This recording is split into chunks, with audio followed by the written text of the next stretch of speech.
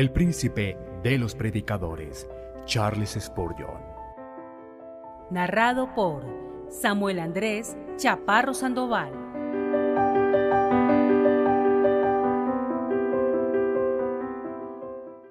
Calculando los gastos, sermón predicado la mañana del domingo 22 de febrero 1874 por Charles Haddon Spurgeon en el Tabernáculo Metropolitano, Newington, Londres. Porque, ¿quién de vosotros, queriendo edificar una torre, no se sienta primero y calcula los gastos a ver si tiene lo que necesita para acabarla? No sea que después que haya puesto el cimiento y no pueda acabarla, todos los que la vean comiencen a hacer burla de él, diciendo: este hombre comenzó a edificar y no pudo acabar. Lucas capítulo 14, versículos 28 al 30. Este pasaje es exclusivo de Lucas, y él nos informa que en el momento en que nuestro Señor expresó estas palabras, grandes multitudes iban con él. Podemos observar que nuestro Señor no se deprimía cuando la muchedumbre lo abandonaba y que tampoco se entusiasmaba cuando su ministerio ganaba popularidad. Él reaccionaba tranquila y sabiamente en medio de la excitación de las desbordantes multitudes. Este pasaje nos sirve de suficiente evidencia de ello. En esta ocasión nuestro Señor habló con miras a la criba del gran montón conformado por el discipulado nominal que se encontraba frente a él, para desechar el tamo y conservar el valioso grano. El discurso que estamos considerando nos recuerda el proceso que siguió Gedeón para reducir aquel vasto pero abigarrado ejército del cual dijo el Señor: el pueblo que está contigo es mucho. Después de haberle pedido a pusilánimes que se marcharan, llevó luego a las aguas a los miles que quedaban y les ordenó que bebieran, y entonces conservó sólo aquellos que lamieron de una cierta manera peculiar que indicaba su celo, su rapidez, su energía y su experiencia. Nuestro Señor probó a sus seguidores para que con él permanecieran únicamente aquellos que serían idóneos para la conquista del mundo. Quería seleccionar los vasos que llevarían su propio tesoro, aquellos que la gracia había hecho aptos para ser usados por él, y prescindir del resto. Nuestro Señor Jesús era demasiado sabio para enorgullecerse por el número de sus convertidos. A él le interesaba más la calidad que la cantidad. Se alegraba por un pecador que se arrepentía, pero 10,000 pecadores que meramente profesaban haberse arrepentido no le proporcionaban ninguna alegría. Su corazón apetecía lo real y aborrecía lo falso. Deseaba vivamente la sustancia y no podía contentarse con la sombra. Su aventador estaba en su mano para limpiar su era, y su hacha estaba puesta a la raíz de los árboles para derribar a los que no daban buen fruto. Él ansiaba dejar una iglesia viva como buen trigo de siembra en la tierra, lo más libre posible de cualquier mezcla. De ahí que en este caso en particular, aunque uno pensaría que repelía a los hombres en vez de atraerlos a su liderazgo, en realidad no hizo nada de eso. Él entendía muy bien que la verdad es lo que tiene que ganar verdaderamente a los hombres, que el verdadero amor es siempre honesto y que el mejor discípulo no es aquel que se une apresuradamente a la clase del grandioso maestro para descubrir luego que la enseñanza no era lo que esperaba, sino que debe ser alguien que busca suspirando el conocimiento que el maestro está dispuesto a proporcionarle. Además, nuestro Señor sabía lo que nosotros tendemos a olvidar, que no hay mayor congoja en el mundo para el obrero piadoso que la proveniente de unas esperanzas frustradas, cuando quienes han dicho: Maestro, te seguiré a donde quiera que vayas, regresan a la perdición, y cuando el tibio aliento que exclamó: Hosana, se convierte en un cruel grito lanzado a sangre fría: Crucifícale, crucifícale. No hay nada más perjudicial para una iglesia que verse invadida por unos miembros desganados, y nada más es peligroso para las propias personas que se les permita hacer una falsa profesión. Por eso el Señor tuvo sumo cuidado, en un momento en que el cuidado era algo primordialmente necesario, para que no lo siguiera nadie bajo un malentendido, sino que tenían que estar plenamente conscientes de lo que implicaba ser sus discípulos, para que no fueran a decir luego: fuimos desinformados, fuimos seducidos a entrar a un servicio que nos decepciona. A diferencia del sargento reclutador, que para ganar a un recluta expone todas las glorias del servicio militar con colores deslumbrantes, el grandioso capitán de nuestra salvación quiere que sus seguidores tomen en cuenta todas las cosas antes de unirse a él.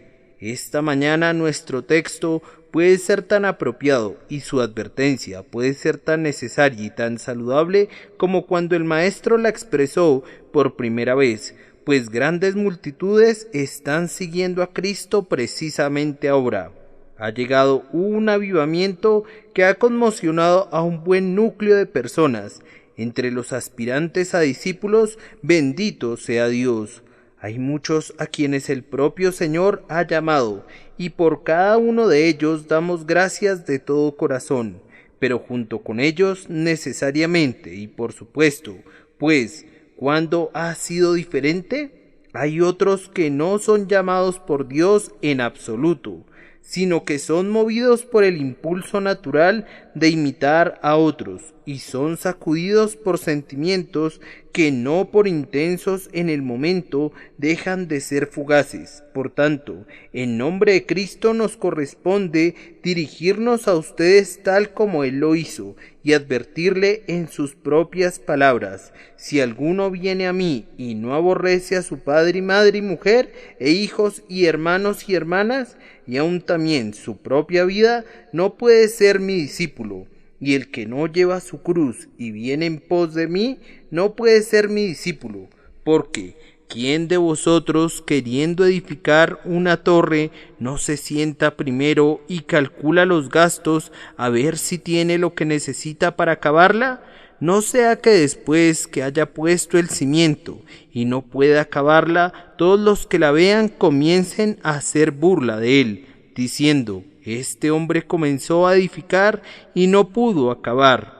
Para ayudar a nuestra memoria, vamos a dividir nuestra meditación en 3 partes. La primera será encabezada de esta manera: la verdadera religión es costosa. La segunda llevará este lema: la sabiduría sugiere que antes de entrar en ella debemos calcular el costo. Y la tercera llevará esta inscripción: cueste lo que cueste, vale lo que cuesta. Primero, entonces, partiendo de nuestro texto, es claro que la verdadera religión es costosa. Lejos de nosotros esté el crear aquí alguna confusión de pensamiento. Los dones de la gracia de Dios no nos cuestan nada, y su salvación no podría ser comprada con dinero, ni con mérito, ni gracias a votos y penitencias. Si diese el hombre todos los bienes de su casa por este amor, de cierto lo menospreciarían. El lema evangélico es: sin dinero y sin precio, nosotros somos justificados gratuitamente por su gracia mediante la redención que es en Cristo Jesús. No obstante, si un hombre es cristiano, le costará algo. Consideren un momento: allí está un ciego, sentado a la vera del camino, mendigando. Pide que sus ojos le sean abiertos. ¿Le costará algo? No. El Salvador no aceptaría ni todo el oro del mundo por esa curación. Le abre sus ojos gratuitamente, pero una vez abiertos, a ese ciego le costará algo. Al obtener su vista, será llamado a cumplir con los deberes de alguien que tiene ojos. Desde ese momento ya no se le permitirá sentarse allí para mendigar, o, si tratara de hacerlo, perdería la simpatía que es acordada a la ceguera. Ahora que sus ojos han sido abiertos, tiene que usarlos para ganar su propio pan. Le costará algo, pues ahora estará consciente de la oscuridad de la noche, de la cual no supo nada antes, y ahora tiene que mirar algunos tristes espectáculos que nunca antes lo habían afligido, pues a menudo el corazón no lamenta lo que el ojo no ve. Un hombre no puede ganar una facultad como la vista, excepto gastando algo. El que añade conocimiento o la forma de aumentarlo, añade aflicciones y obligaciones. Tomen otro caso. Un hombre pobre es convertido en un príncipe de pronto.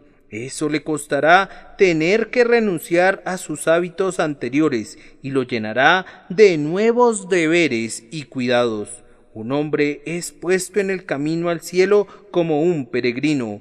¿Paga algo por entrar por la puerta angosta? ¡Claro que no!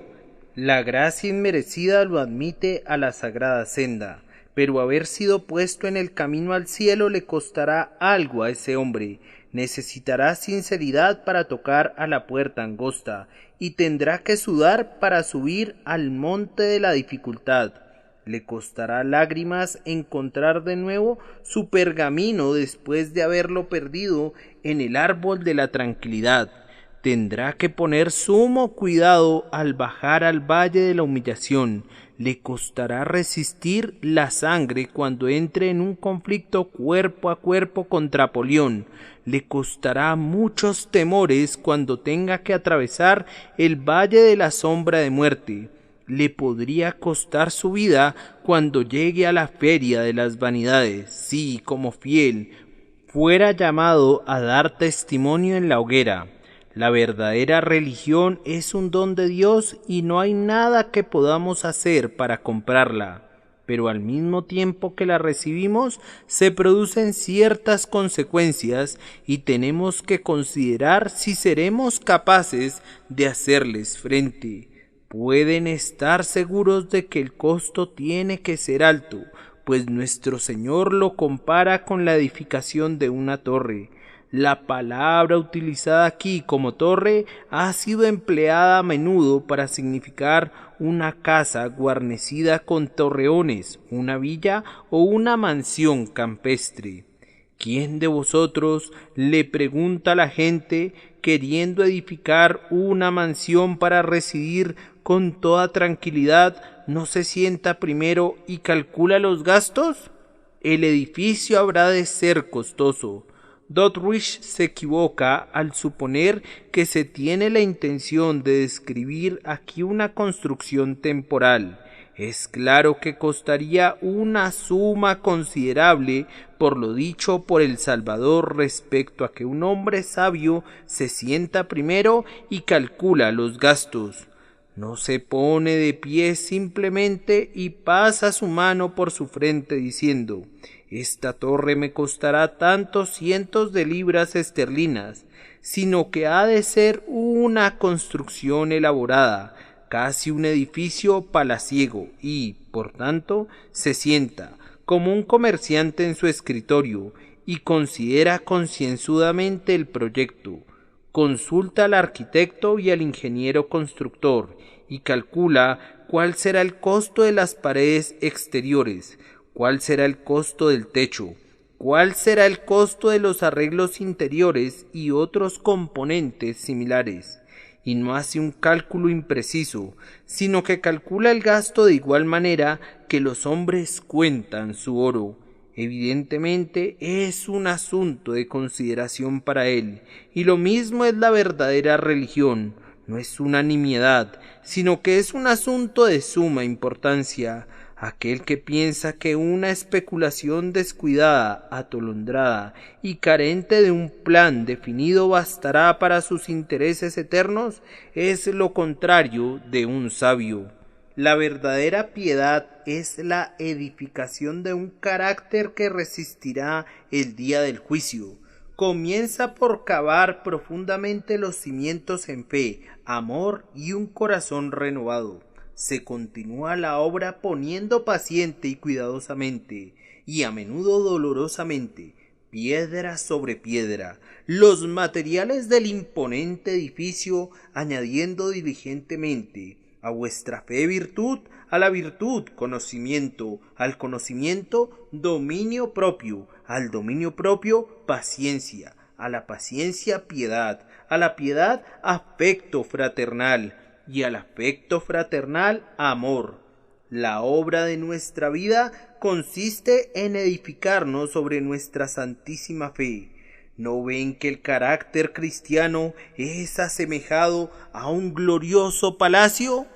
Pero para que no pensemos todavía que el gasto es pequeño, nuestro Señor lo compara con una guerra y habla del número de tropas involucrado en esa guerra, mostrando que no es ninguna refriega intrascendente entre dos tribus insignificantes. Lo compara con una guerra en la que de un lado hay una formación de 10.000 y del otro lado un ejército de 20.000. Ahora bien, la guerra es siempre una obra costosa. Además del costo de los avíos y de las municiones, está el costo de la vida y de la sangre de los seres humanos. Está la supresión de brazos fuertes para la obra en casa, y están los más calamitosos riesgos de una derrota, una cautividad y una devastación. Entonces el Señor compara la religión en sus elementos externos con una batalla entre el hombre agraciado y los males desenfrenados del mundo exterior. El discípulo de Jesús tiene que defenderse contra un gigantesco enemigo y tiene dentro de sí un poder que, por sí solo, no es suficiente para la contienda. Las posibilidades son temibles. 10.000 contra 20.000. Bien, dice el Salvador, en el último caso, que es bueno sentarse primero para consultar. El rey con el ejército más pequeño consulta, pregunta a sus sabios senadores, toma consejo de la experiencia, manda llamar a unos buenos consejeros y debate acerca de la factibilidad del proyecto. De igual manera debemos considerar el asunto de nuestras almas, pues la religión es algo costoso y no debemos entrar en ella. Como dijo el francés, con despreocupación. Esa despreocupación le costó mucho a su nación y así nos costará mucho a nosotros si la consentimos. Podríamos haber inferido esto, pienso, a partir de algunas otras consideraciones, es decir, primero, del hecho de que la verdadera religión es algo duradero, dura toda la vida, la falsa religión viene y se va, la verdadera regeneración no se repite nunca, y es el comienzo de una vida que no conocerá un fin ni en el tiempo ni en la eternidad. Ahora bien, cualquier cosa duradera es necesariamente costosa. Puedes dar a colorear tu cristal, si quieres, y buscar lo más barato, pero pronto el sol le quitará toda su belleza. Si quieres conseguir un cristal que retenga su color durante siglos, cada uno de los pasos en el proceso de su fabricación será costoso, involucrando mucha mano de obra y gran cuidado. Lo mismo sucede con la verdadera religión. Puedes conseguirla muy barata si quieres, y se verá casi tan bien como la religión real, y durante un breve tiempo te proporcionará casi todo el consuelo y el respeto que el artículo genuino te habría proporcionado, pero no durará. Pronto se desvanecerá su color y la pretensión de belleza y de excelencia que había en ella pronto se habrá esfumado. Querido amigo, tú necesitas, estoy seguro de que la necesitas, tú necesitas una piedad que te dure hasta tu muerte. Bien, entonces tiene que costarte algo, ten la certeza de ello. Recuerda también que la verdadera religión tendrá que soportar mucha tirantez, pues verá una segunda oposición. Esta torre no será edificada sin oposición, igual que sucedió con el muro de Jerusalén. Sanbalat y Tobías querrán con seguridad obstaculizar la construcción. La verdadera religión tiene que ser capaz de soportar la dureza. Si no puede hacerlo, no sirve para nada.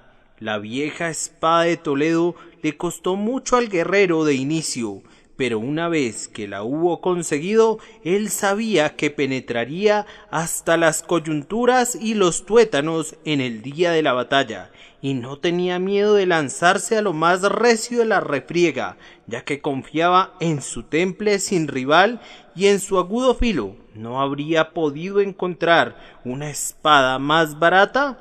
Yo supongo que hubiera podido encontrarla muy fácilmente y con poca inversión de oro. Pero entonces, en el momento en que su espada golpeara el casco de su enemigo, en vez de partirle el cráneo, se quebraría en la mano del guerrero y le costaría su propia vida. Así es la religión barata que muchos adoptan. No hay abnegación en ella, no hay abandono del mundo, no hay renuncia de las diversiones carnales. Son exactamente lo mismo que el mundo. Su religión no les cuesta nada, y al final, cuando la necesiten, les fallará y se romperá en el día de la batalla como una espada mal hecha y los dejará indefensos. O, si quieren algo que resista en el conflicto, tienen que pagar por eso.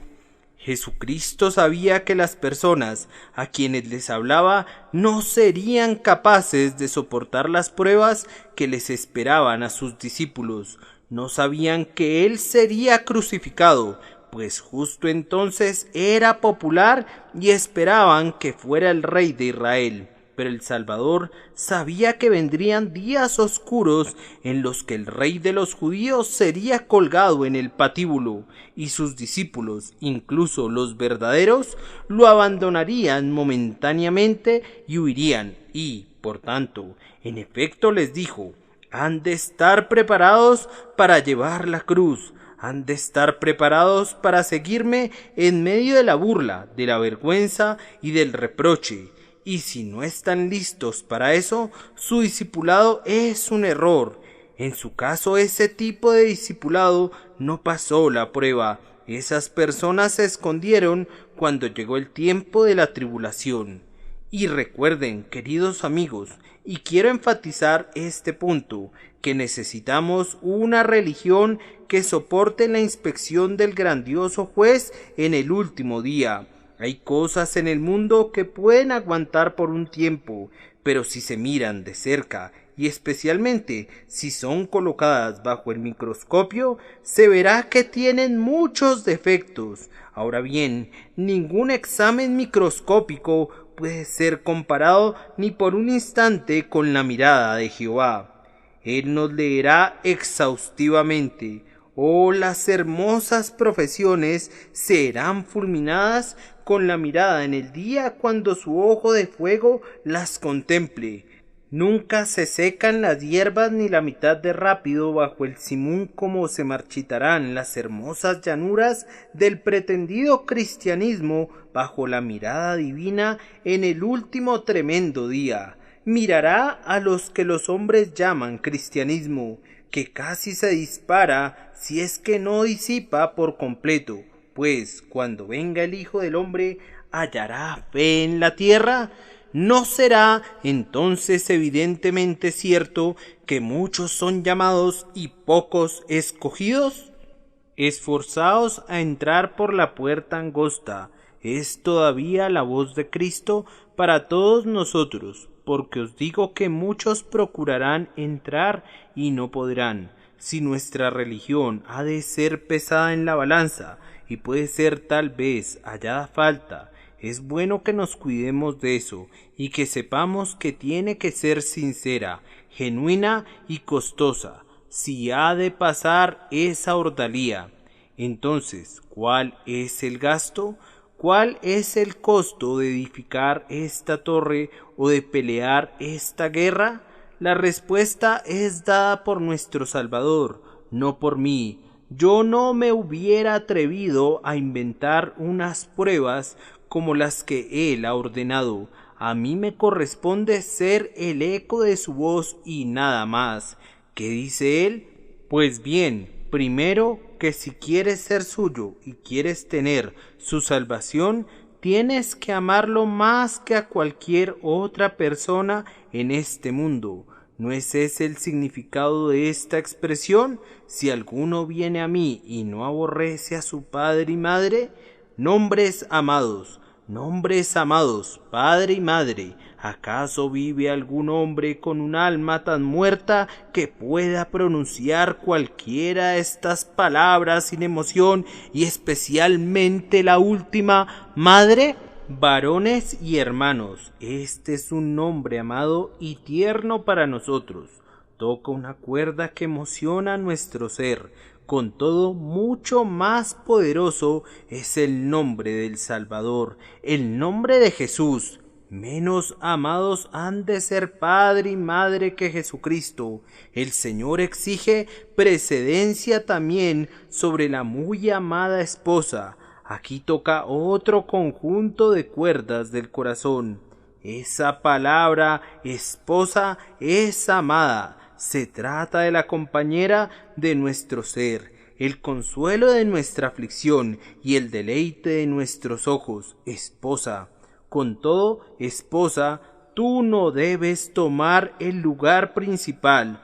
Tú tienes que sentarte a los pies de Jesús, pues de otra manera tú serías un ídolo y Jesús no toleraría tu rivalidad. Y los niños, los amados bebés que anidan en el pecho y se suben a la rodilla y pronuncian el nombre de los padres con musicales acentos, ellos no deben ser nuestro principal amor, no deben interponerse entre nosotros y el Salvador.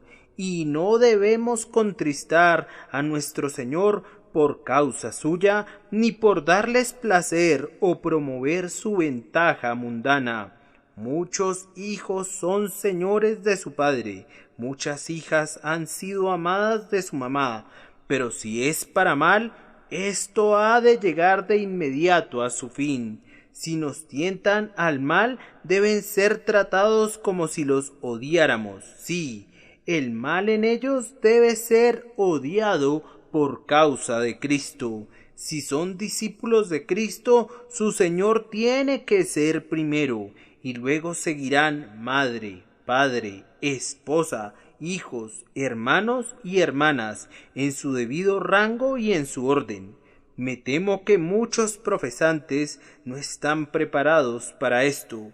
Serían cristianos si su familia lo aprobara, pero tienen que consultar con su hermano, con su padre o con su esposa.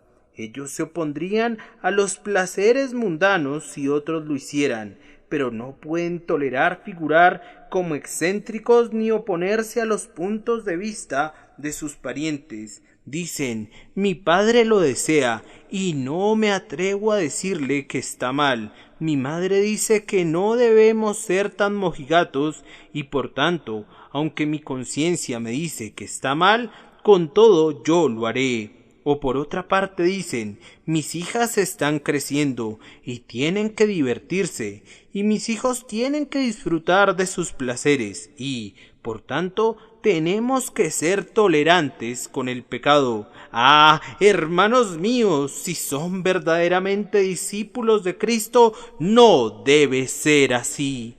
Deben hacerlos a todos a un lado, y los más queridos tienen que ser los primeros en irse antes que abandonar a Cristo, pues no dice él en los salmos, oye, hija, y mira e inclina tu oído, olvida tu pueblo y la casa de tu padre, y deseará el rey tu hermosura, e inclínate a él, porque él es tu Señor. Advierte que demostrarás mejor tu amor a tus parientes optando por lo recto, pues entonces será más probable que ganes sus almas. Ámalos intensamente como para no consentir lo malo en ellos. Ámalos tan verdaderamente que odies en ellos lo que te dañaría a ti y los arruinaría a ellos. Tienes que estar preparado para sufrir por causa de quienes están ligados a ti por los lazos más amorosos. El pecado no debe ser tolerado prescindiendo de lo que pudiera pasar. No podemos ceder en el punto del pecado. Nuestra determinación es invencible. Venga odio, venga amor, tenemos que seguir a Cristo. El siguiente elemento de costo es este. El yo debe ser odiado. Me temo que hay algunos que preferirán odiar a padre o esposa que odiar a su propia vida. Sin embargo, esa es la exigencia. Quiere decir esto que allí donde mi propio placer o mi propia ganancia o mi propia reputación o incluso mi propia vida obstaculicen la gloria de Cristo, yo soy muy pequeño para considerarme algo e incluso tengo que odiarme a mí mismo si el ego se interpone en el camino de Cristo. He de considerar a padre, madre, hermano, hermana y a mí mismo también como enemigos, en la medida en que se opongan al Señor Jesús y a su santa voluntad. Tengo que amarlos y desear su bien, así como también deseo mi propio bien. Pero no he de desear ningún bien para ellos o para mí mismo a costa de pecar y de robarle al Señor Jesús su gloria. En cuanto a mí, si veo cualquier cosa que se oponga a Jesús, tengo que desecharla. Tengo que mortificar la carne con sus afectos y lascivias, negándome a mí mismo cualquier cosa que contriste al Salvador o que impida alcanzar mi perfecta conformidad a Él. A continuación, el Salvador prosigue diciendo que si queremos seguirle, tenemos que llevar nuestra cruz. El que no lleva su cruz y viene en pos de mí, no puede ser mi discípulo. Algunas veces esa cruz viene en la forma de confesar nuestra fe delante de los contradictores. Dice el de tímido corazón, si hiciera eso tendría todos mis amigos en contra mía. Toma tu cruz, es una parte del costo del verdadero discipulado. Difícilmente sabría cómo conducirme en el hogar si confesara mi religión. Toma tu cruz, hermano mío, o no puedes ser discípulo de Cristo. Bien, pero implicará un cambio incluso en mi vida diaria. Haz el cambio, hermano mío, o no puedes ser discípulo del Señor. Pero yo sé que hay alguien muy querido a quien he considerado como candidato para que sea mi futuro compañero, y él me dejaría si abandonara los caminos del mundo. Entonces, por muy pesada que sea la pérdida, déjalo ir, si es que no puedes seguir a Cristo y unirte a Él, pues debes seguir a Jesús o te perderás para siempre. ¿Qué palabras tan duras son esas? Son excelentes detectores de la hipocresía de muchos cristianos profesantes. ¿Se separaron jamás del mundo? No, ellos no. Siguen sus modas igual que los peces muertos flotan con la corriente. ¿Le reprocha a alguien por ser demasiado rígidos y demasiado puritanos? Oh, no, pues la suya es la religión que el mundo alaba, y por consiguiente la religión que Dios aborrece. Si alguno ama al mundo, el amor del Padre no está en él, y el que goza de la sonrisa de los impíos busca la censura de Dios. Pero además de esto, el Salvador, como otro elemento de costo, requiere que su discípulo tome su cruz y le siga, es decir, que tiene que actuar como Cristo actuó.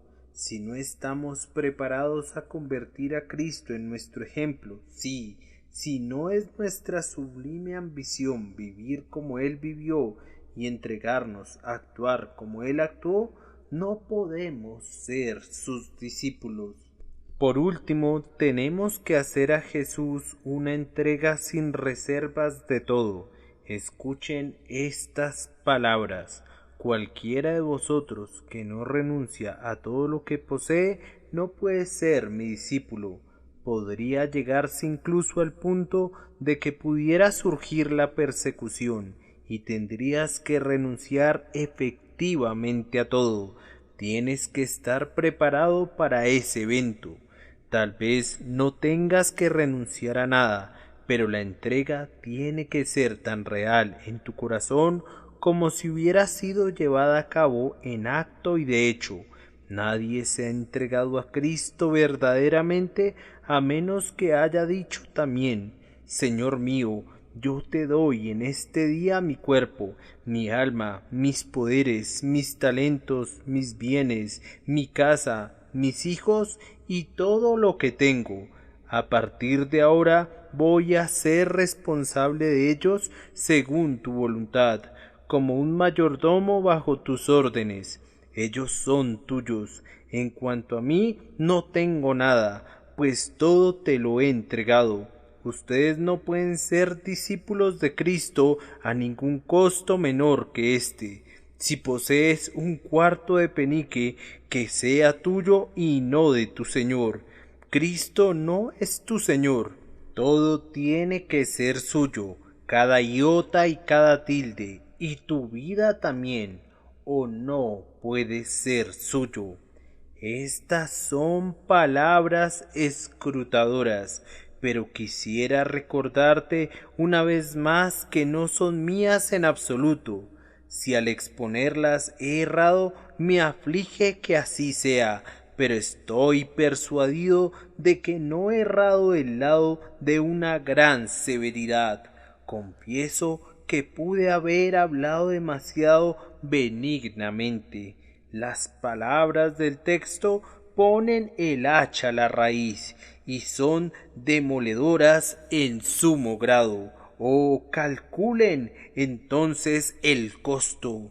Y si cualquiera de ustedes ha asumido una religión que no le cuesta nada, abandónela y huya de ella, pues será su maldición y su ruina. ¿Hay forma de llegar al cielo sin incurrir este costo? No, pero no podemos ser cristianos sin estos sacrificios. Podrían ser falsificaciones de cristianos, podrían ser hipócritas, podrían ser hermanos de Judas, pero no podrían ser verdaderos cristianos.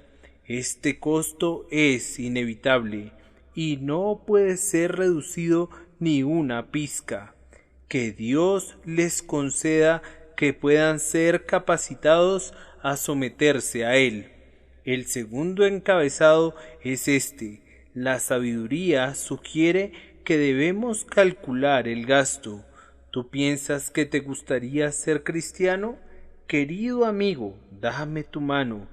Me alegra que tengas esa inclinación, pero al tomar tu mano queriendo llevarte gustosamente a Cristo, te miro a la cara y te pregunto: ¿sabes qué es lo que quieres?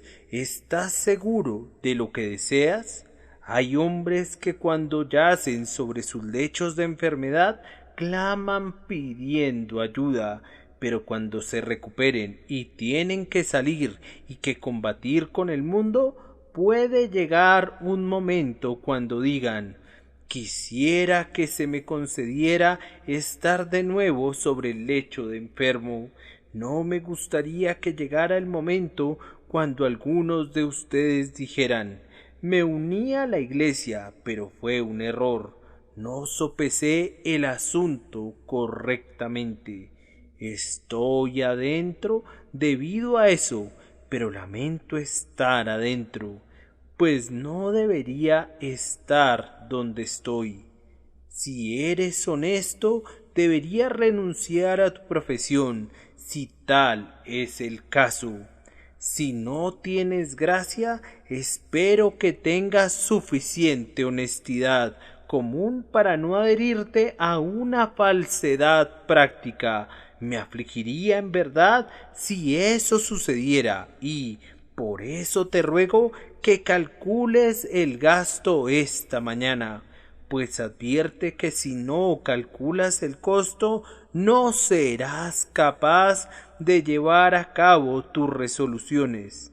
Se trata de un gran edificio, se trata de una gran guerra.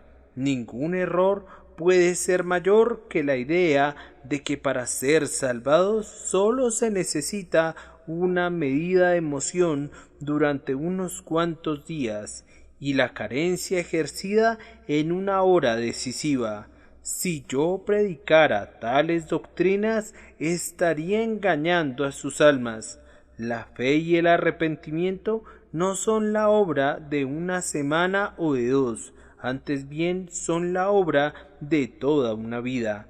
En tanto que el cristiano esté en la tierra, tiene que arrepentirse, y en cuanto a la fe, no se trata de decir yo creo en Jesús y entonces soy salvo, sino que es una gracia cotidiana, es la confianza de toda una vida.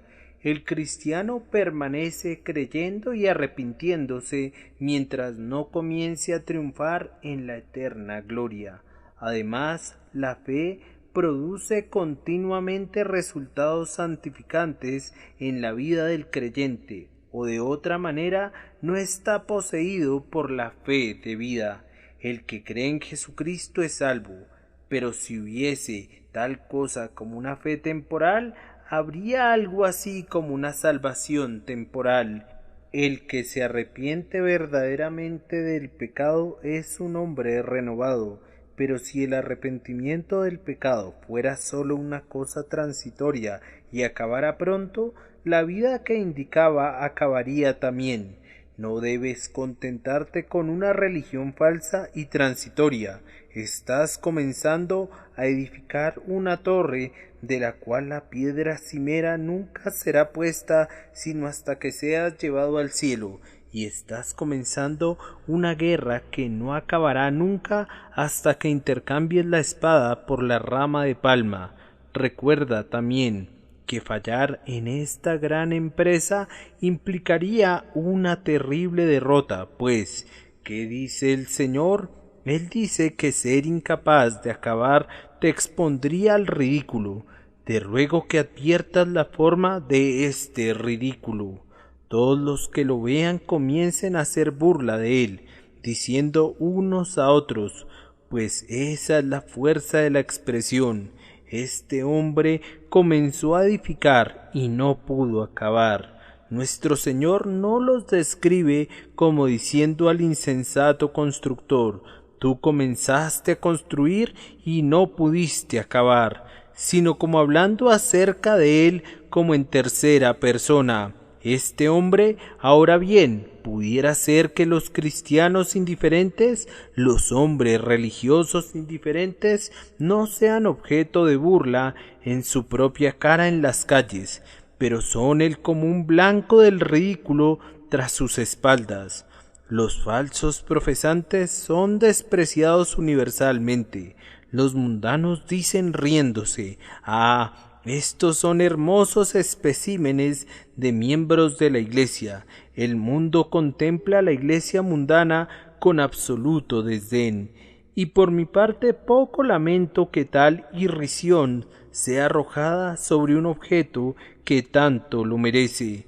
Ser un mero pretendiente al discipulado cristiano es convertirse en un objeto de escarnio en el tiempo y en la eternidad, y tal será el destino del falso profesante.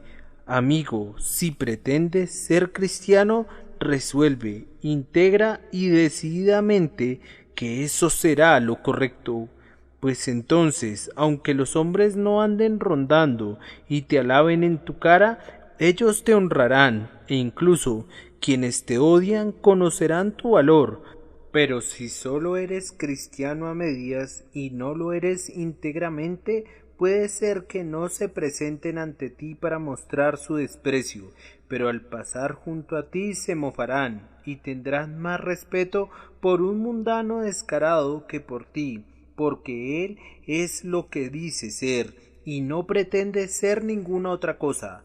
Pero en cambio tú comenzaste a edificar y no pudiste acabar. ¡Qué desgracia es ser un cristiano fingido! Hemos visto algunas veces que algunos especuladores han comenzado y han abandonado grandes edificios, y los vecinos se han referido a ellos como la locura de Smith, o la locura de Brown, o la locura de Robinson, o cosas parecidas. Esos son solo motivos pasajeros de mofa, pero el aparentador, el hombre que en apariencia comenzó a ser cristiano y luego perdió el ánimo, será señalado con el dedo incluso por los perdidos que están en el infierno. El borracho exclamará: ¿y tú? ¿Has venido tú también aquí? Tú que eras tan elocuente acerca de la sobriedad y tan propenso a regañar al amante de la bebida. ¡Ajá!, exclama otro, tú eres el hombre que vivía en nuestra misma calle y que hacía todo un espectáculo de su religión. Tú me dijiste que yo era muy perverso, pero ¿en qué eres mejor tú que yo? He aquí, yo veo a los profanos descarados levantándose de los potros del castigo de su remordimiento para exclamar: ¿llegaste a ser como nosotros? Tú, un miembro de la Iglesia, ¿estás en el infierno? ¿Está todavía en tus labios el sabor del vino sacramental? ¿Por qué entonces pides una gota de agua para refrescar tu lengua? Ese pan sacramental que engulliste tan rápido no está atorado incluso ahora en tu hipócrita garganta. Tú, un mentiroso delante de Dios y de los hombres, es justo y recto que seas echado fuera igual que nosotros. Oh, si han de perderse, piérdanse por cualquier causa excepto por ser hipócritas. Si han de perecer, perezcan más bien fuera de la iglesia que dentro de ella. No parodien al Señor de gloria. No conozco ningún acto que sea peor que parodiar las excelencias del Salvador con una insolente imitación de sus gracias. ¿Qué peor ofensa pudieran propinar a la majestad de su sagrado poder que parodiar su santidad y su perfección? La última palabra será esta: que cueste lo que cueste, la religión verdadera vale lo que cuesta. Nosotros somos como un hombre afligido con la peste negra, que sabe que se está muriendo y con todo tiene a su lado una medicina que lo curará. Doctor, dice, usted exige un precio tan alto que cada gota que me cuesta un diamante está requiriendo más que su peso en perlas escogidas, pero no importa, tengo necesidad de ella. Si no la tomo, soy hombre muerto, y entonces, ¿de qué me serviría haber guardado mi oro? Es el caso de cada uno de nosotros aquí presente. ¿Hemos de tener a Cristo o pereceremos para siempre? Y sería mejor que nos cortáramos el brazo derecho o que nos arrancáramos el ojo derecho a que fuéramos arrojados en el fuego del infierno. Fíjense, hermanos, que las presentes bendiciones de la verdadera religión valen todo su costo. ¿Qué importa si tengo que romper un afectuoso lazo? Jesús, tú eres mejor para mí que un esposo, una esposa o un hijo.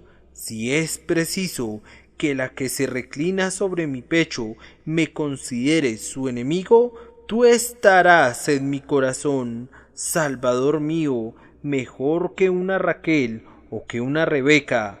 Sí, si es preciso que el Padre diga, si sigues a Cristo nunca entrarás por mis puertas otra vez, no importa lo que diga, pues cuando me abandonen mi padre y mi madre, el Señor me recogerá. El gozo inmediato recompensará la pérdida inmediata. Sí, sin duda puedes estimar todas las cosas como pérdida por la excelencia del conocimiento de Cristo Jesús, nuestro Señor, y no obstante sigues siendo un ganador.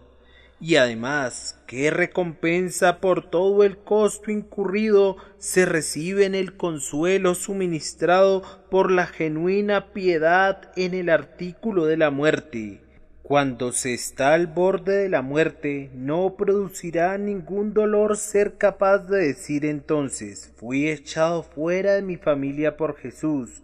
No será ninguna aflicción recordar, fui ridiculizado por Cristo.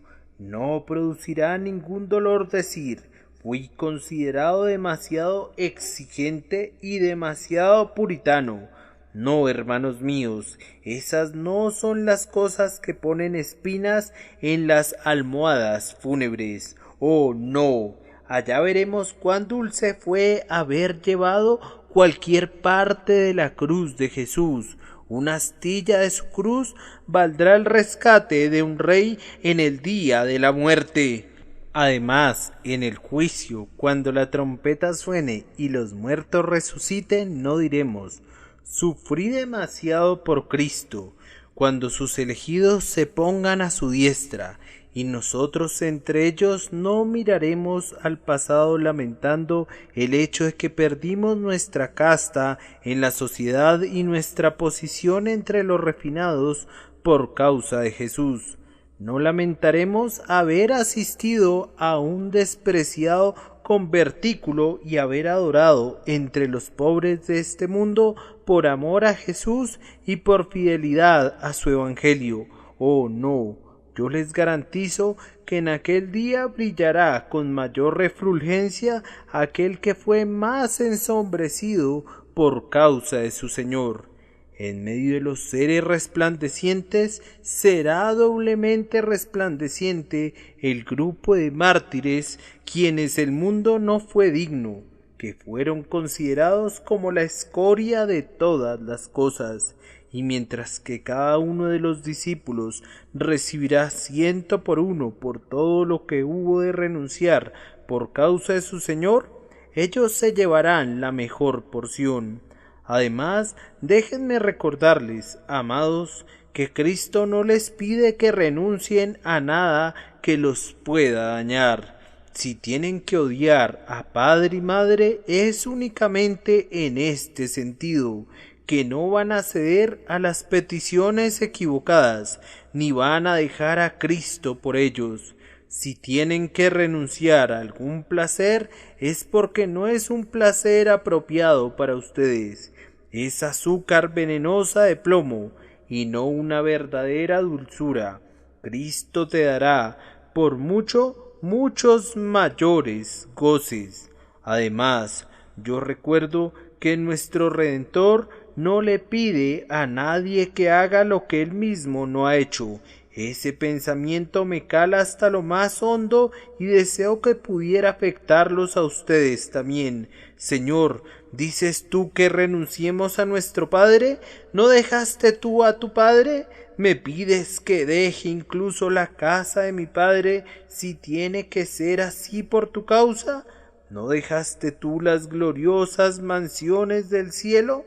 ¿Qué importa si soy llamado a sobrellevar el reproche? Al padre de familia llamaron Belcebú. ¿Qué importa si soy echado fuera? A ti también te echaron fuera. Cuando pensamos en los azotes, en la vergüenza y en los escupitajos que el Señor soportó, ¿qué son nuestras aflicciones? Y si por su causa fuéramos incluso condenados a muerte, sabemos cómo colgó él de la cruz, despojado de todo lo suyo, para salvarnos de la ira venidera. Oh creyente, ¿puedes seguir a tu Señor a donde quiera que Él vaya? Soldados de la cruz, ¿puedes seguirlo a Él? ¿Acaso es el camino lo suficientemente allanado para esos amados pies suyos, pero es demasiado áspero para ti? Allí está Él en el recio de la batalla, donde los golpes caen con mayor rapidez. ¿Lo seguirás? ¿Te atreves a seguirlo o añoras las tiendas del sosiego y los blandos sillones de los cobardes que se echan para atrás y se pasan al campo enemigo? Oh, por todo lo bueno, si son realmente sus seguidores, los exhorto a que den estas voces. ¿Dónde está él? Allí ha de estar su siervo. Según como le vaya, así le ha de ir al siervo. Sea nuestra humillación en este mundo para que en el mundo venidero podamos ser partícipes de su gloria. Esta predicación es dura, me dicen ustedes, pero el Salvador quiso decir todo lo que yo he dicho. El suyo era un discurso probatorio, pero hay verdades a ser recordadas que pueden consolarnos mientras las oímos. Es cierto que tú no puedes edificar la torre. Josué le dijo al pueblo en su tiempo: no podréis servir a Jehová. Si has calculado el gasto, sabes ahora que no puedes pelear la guerra. 10,000 no pueden enfrentarse a 20,000. Pero, con todo, tiene que realizarse. La necesidad inevitable presiona por detrás. Sin importar lo que hubiera en el frente, no nos atrevemos a dar la espalda. Recuerden a la esposa de Lot. ¿Qué pues hemos de hacer? Oigan las palabras del Señor. Para los hombres es imposible, mas para Dios no, porque todas las cosas son posibles para Dios. ¿Estás dispuesto? Entonces el Espíritu de Dios te ayudará. ¿Tú renunciarás al mundo y a la carne sin un suspiro? ¿Lucharás contra tus lujurias y las vencerás por medio de la sangre del Cordero? La torre será edificada y el Señor la habitará. Échense sobre Jesús por medio de una fe simple. Apóyense en su poder y día a día crean en su fuerza, y Él los llevará seguramente hasta el final. ¿Notan el versículo que les sigue a este pasaje? Me pregunto si algo semejante seguirá a mi sermón. Es asombroso que aunque Jesús tronó como desde la cumbre del Sinaí y sus palabras parecían duras, con todo está escrito: se acercaban a Jesús todos los publicanos y pecadores para oírle, como si dijeran: este hombre nos dice la verdad, entonces lo oiremos. Y luego él comenzó a contarles las preciosas verdades de su gracia inmerecida, actuando justo como un labrador que pone el arado y remueve la tierra. Y cuando ve los terrones que se rompen en el surco, entonces arroja la semilla de oro, pero no antes. Oigan, todo aquel que quiera tener a Cristo, venga y recíbalo. Tú que quisieras tener la salvación, acéptala como el don de su gracia soberana, pero no la recibas bajo una interpretación equivocada. Entiende lo que significa. La salvación no es sólo una liberación del infierno, es liberación del pecado. No es meramente rescatar a los hombres del eterno dolor. Es la redención para ellos de los caminos vanos y perversos del mundo. No puede ser dividida, es una túnica sin costura, de un solo tejido de arriba abajo.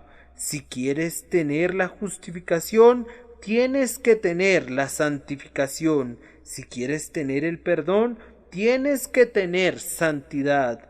Si quieres ser uno con Cristo, tienes que apartarte de los pecadores. Si quieres caminar en las calles de oro en lo alto, tienes que recorrer el camino de la santidad aquí abajo. Que Dios les conceda su Santo Espíritu para que los capacite a hacerlo, y suya sea la alabanza por los siglos. Amén. Porciones de las Escrituras leídas antes del sermón: Salmo 53, Lucas capítulo 14, versículos 25 al 35.